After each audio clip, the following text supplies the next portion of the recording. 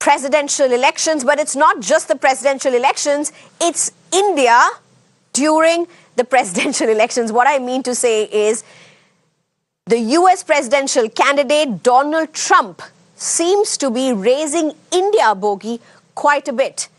Here's the latest. India charges with a smile.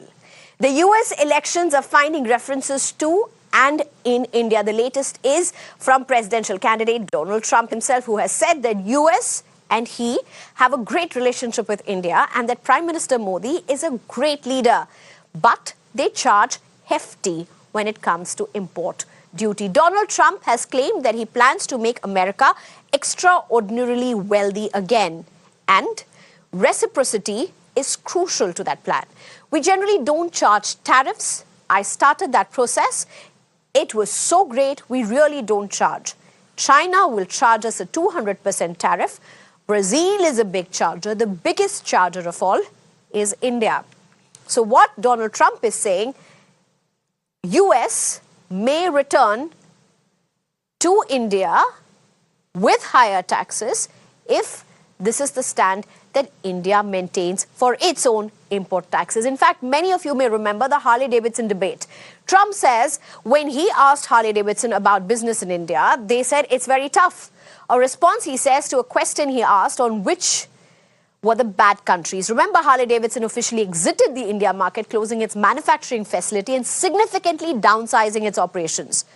The decision announced in September 2020 was driven by sluggish sales and a challenging economic environment compounded by the COVID-19 pandemic. But let's just look at some facts. What are the duties across the two countries? We look at some of them. First, the US, 188% on dairy products, 132% on fruits and vegetables, 53% on coffee, tea, cocoa, spice, 193% on cereals and food, at least 164% on oil seeds, fats and oil. In fact, 35% on fish and fish products and so on and so forth. And this is according to the WTO's World Tariff Profiles for 2023. And let's look at some soaring import tariffs in India. 150% for whiskey and wines. In fact, if we could just get that up on our screens as well. 150% for whiskey and wines. Automobile is at least 100 to 125%. Cigarettes, 150%, up to 150%.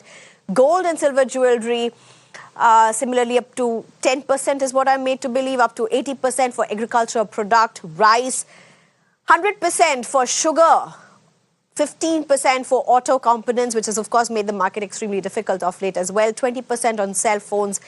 And there's a list that goes on. Despite these high trade tariffs or import tariffs, when you look at an average on the import tariffs across countries, let's just look at the larger picture. 17% is an average for India, 13.4% is an average for South Korea, 7.5% is for China. And then you have 9.6% for Vietnam, Bangladesh 14.1%, and an average of 3.3% for US. So if you look at high tariffs, yes, US also has extremely high tariffs for import of goods, but there are certain select goods. So does India. But when it comes to an average, India is, of course, much higher than US. But if you're feeling lost in numbers, just give us a few minutes before we put it all in perspective with our panelists.